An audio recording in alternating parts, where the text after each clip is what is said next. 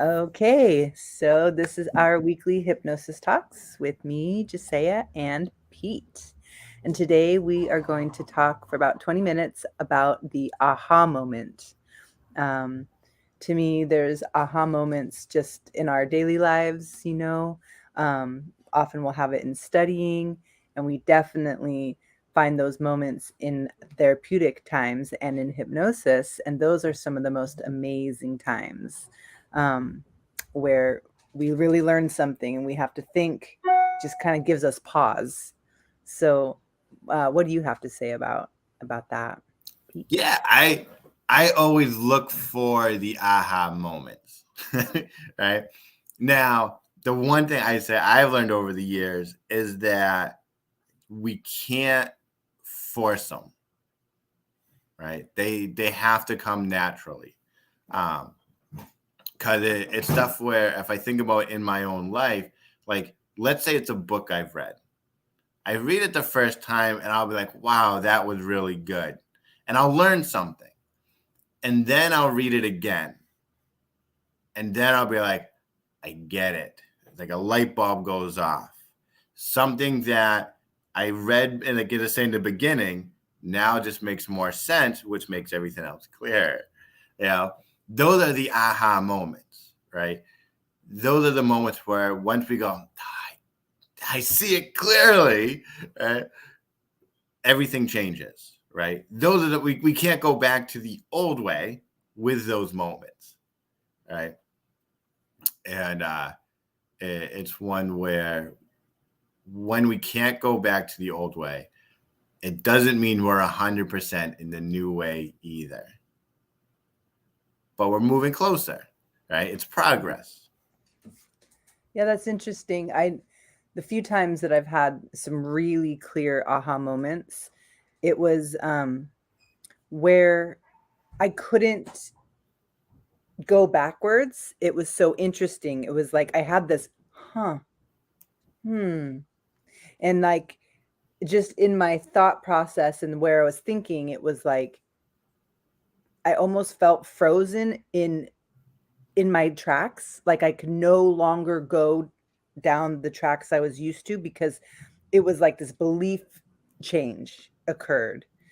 And so it was like when you watch the magic spells in a movie, where someone like does something and the person just can't go do something.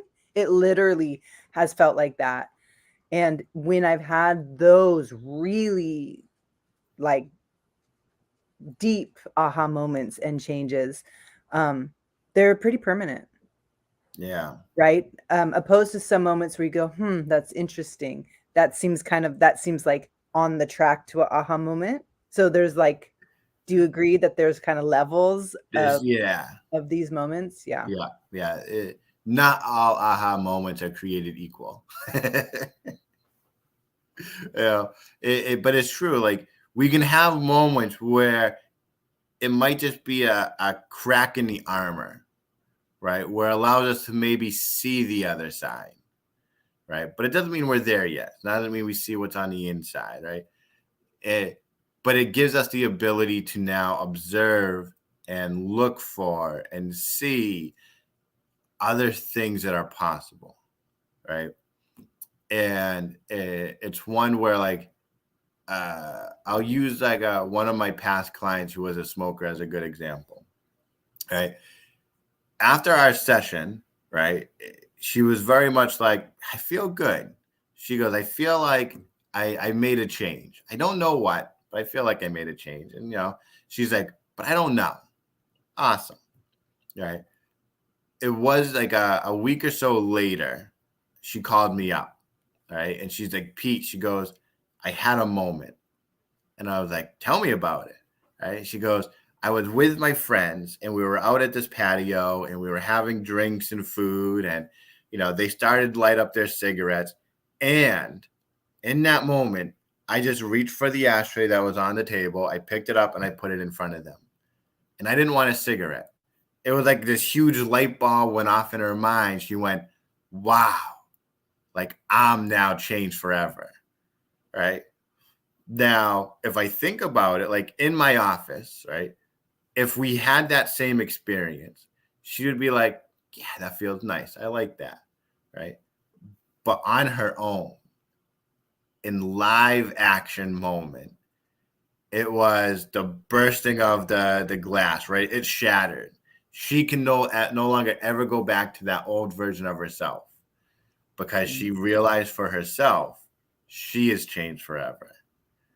Well, and it's that like that belief change, which we talked about a few weeks ago. There's a difference between um, a belief change and do you remember what the other one was? So there's a few different ones. So there's like identity changes, belief changes. There's like the cans changes and the things we do. Then there's environmental changes. So there's a whole bunch of them out there. Yeah, Okay, well, but when we were the talking, strongest ones are the belief and identity ones. right, and when we were talking, um, it was just interesting. I was re-listening, and just that there's these changes that we think we make and that we can make, and they're significant. Um, but a belief change seems to just be much more the foundation.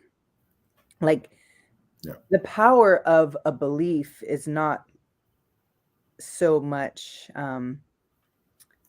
external. It's a very internal. It's like the foundation. Your belief system is why you move around the way that you do, right? So opposed to like, I want to change this thing or I'm just quitting smoking. So for example, like quitting smoking is very different than I'm no longer a smoker, Yeah. right? Yeah. Then and then that aha moment of like experiencing yourself not smoking, right, is maybe just an acknowledgement of and a validation that a change has occurred, Yeah. um, but yeah, just that the belief system and the belief change is probably one of the hardest changes, but it seems like one of the most foundational. You can't just Yeah. simply change a belief, but I've experienced a few times those aha moments, and they came from something along the lines of the questioning that the hypnotist used kind of did this, like it tweaked my path where all of a sudden I found myself standing where I just couldn't turn, I couldn't even speak about the thing I was speaking about before. Something really significant changed. And Yeah. all I could talk about was that other way forward. And I tried a few times to speak about it the way it was, but there was like no energy and there was almost no ability. It just was no longer an option. It was really outrageous. Yeah. Yeah. It's one when like it amazes me because like my life I've had so many aha moments, right? It's how we grow. Um, and it's not that like I don't see the past the same. It just doesn't feel the same, right? Mm, Like those moments, like you said, like they're drained, right? It's just a black and white movie playing on a screen now versus me in the movie and me reliving it. It's just like no, I see it, right? And you go, but I don't believe it anymore, mm, right? It's you can tell, still tell the story, but it's not who you are, right? mhm, It's as if you believe something different. And to me, it comes from those moments of like, let's say it's, I'm not lovable, right? If you say that, like, I am not lovable, you look around, you'll be like, oh my God, like everything around here is just gross and disgusting, right? But when you go, no, I am lovable, and you start to look around, you'll see beauty in those moments, right? mhm, Because when you truly embody the aha moments, there is beauty in every one of them, right? even when it comes through maybe a horrible event and you find the beauty in it, right? It reminds me of like when you see like that plant growing through the cement, right? There's always a way for something to survive. And when we choose to have it be the aha, like this is life-changing moment of like, I can never go backwards, it changes everything for the future. It changes how we see ourselves and the world around us and the people in it, right? That's, I think, one of the things I love the most about the aha moments, because it not only affects me, it affects everyone around me. That's a nice way to look at it. So, like, what would be some suggestions of how one could get to an aha moment? Because they certainly can't trick yourself into one, I don't think. Do you? They seem like Now, they're a serious change. yeah, it, the best way I have found is to change my perspective, even if it's not me embodying the change of the perspective. So, like, just for the sake of argument, we'll do, Democrats and Republicans, right? They're on opposite ends of the spectrum, right? If I go, man, I am a diehard Democrat, right? And I want to at least talk to a Republican. If I can change my perception to enter that realm of their world, right? Not embodying it, not making it my own yet, just looking at it, right? You can see certain things, like certain similarities where you get to go, oh, I can connect this to this, and this can be connected to that. And then you start infusing stuff naturally where you get to go, oh, I get it, right? This is how they think this way. This is why this happens this way. This is what I can now do about it.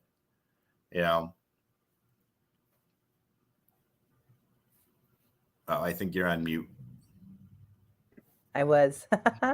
So, are you saying that certain ways to get to an aha moment are just to start to be open to how that might be? So, for example, Yeah. you might not be ready for the belief change that you're a non-smoker, or that you have good discipline, or whatever it might be, but you are starting to explore what it would look like, what it would feel like, listening, kind of checking in with that other Yeah. perspective. Yeah, right. If I think about like almost every session I have, it almost always starts with like, let's say it's anxiety. It goes, what does life without this anxiety look like? Right? How does that version see the world? I'm not saying be that version, right? It's what does it look like, right? If you're a non-smoker, what does that look like? Right? If you are lovable, what does that look like? Right? Does it change the way how you dress? Does it change the way how you eat? Does it change the way how you sleep and how you spend time on the phone, on the computer, on watching TV, exercising? What does it change? Right? And again, you're just putting that little chink, that little crack in the armor where they will go, okay, let me look at that life. Right? Let me see what's there. Because once they get over there, well, their perception of their life now will change, right? Their perception of like who they can become can change, right? They may go, man, I really thought being happy meant I had to be well dressed, right? But then when they get to that image of being happy, they're still wearing the same clothes, right? That can be an aha moment of like, wow, like I can still wear my clothes and still be happy. I don't need to have that $5,000 watch. And right, those are little aha moments where they get to go, okay, so why did I believe I need that? Right. And you get to break that stuff down. That comes kind of later on. But in the beginning, it's just looking at the other side of things, right? The other end of the spectrum to go, what is different? What is different and what is the same? Okay. Right. Because that's when you start connecting dots. Right. And starting to see, I would imagine, starting to see what you're doing now that doesn't align with getting in that life. Yeah. Right. And then seeing what you do or could do more of. Right. Is that part of the dot connecting? Yeah. Right. Because it's one where who we are now is, for most of us, not who we want to be. Right. But we also don't know who we want to be. We typically go in terms of we have to be something someone else said that we can be. I was reading a article this morning where this woman graduated with her master's degree, I think it was. She's a single mom, had twins, and her professor was like, "You should drop out. There's no way you can do this." And she was like, "Nope, I'm gonna do this." And he was like, "It's too hard. Like this isn't light work. Like this is a master's degree. You got to put in the effort. Blah blah blah blah blah blah blah." Fast forward 2 years, she has her master's degree. Right? She had a moment in her life where she could have let someone else's perception of what is hard change her life, right? But instead, she went, "I can do it." Right? It's kind of a moment where she was kind of faced with herself to go, am I in? Right? And I'm sure along the way, she had moments of doubt, of frustration, of I don't know how I'm going to do this. And I'm sure every time in those moments of darkness, a little light bulb went off, a little aha moment that went, here's just the next step. Here's what I do next. And those little moments transformed her life to where she gets to be an inspirational story for not just her kids, but now probably hundreds and thousands of people who probably read the article, going, well, she can do it. There's no reason I can't do it. Right. Then that becomes a little aha moment for them. Yeah, right. True. So not only your aha moment is not only personal, but it actually can ripple out to the people around you, or the people who are affected by the story, or people who are in your actual circle. Yeah. That's very cool. Well, awesome. I think that we definitely can explore more aspects of aha moments for sure, because they do seem, I feel like at the end of the day, the belief systems that we have, to me, are seeming more and more like really the foundation, our foundations, and some of the hardest things to change, but they're actually not that hard when you have the path, or the person who helps you get there. The change is immediate. So trying to get there in various ways can be very challenging, but once you're there, the change is just like that. It's this incredible just switch, which I think is a testament to the ability of our ability to evolve and change and have a say in it. We just sometimes need the right tool or the right guide, whether it's lucky circumstance or really calculated circumstance, but that ability is, that actual change is immediate when it happens. When it happens, you can never go back. Yeah. And that's where it is. It can be super small, or it can be really big. True. Right. But when we start to notice them, that's when things really change. Because now, when we notice the little moments, it's like we're now looking for the big ones, right? Okay. We're not settling for like, oh yeah, this or that happened in luck and the, you know, coincidence. It's no, like these are little aha moments that when we look back, we get to go, these little moments led to this big moment.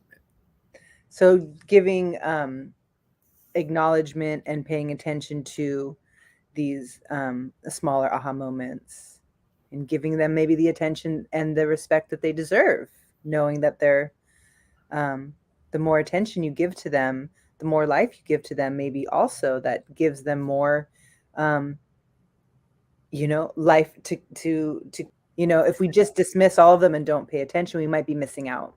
Yeah. I'm a big believer where attention goes, energy flows. Right. It's such a Right. great one. And I so when love we look at our aha moments and we so you give them the respect and the thankfulness and the love that they deserve, your mind and body are like, let's get more. right.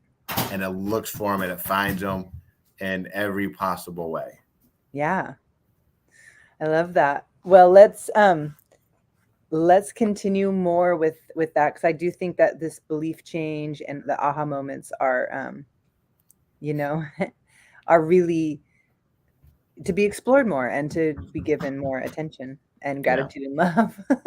Yeah. Okay, so for now we will say goodbye. Anyone who's watching later, please comment and ask us questions. We're here for it. Yeah. And until then.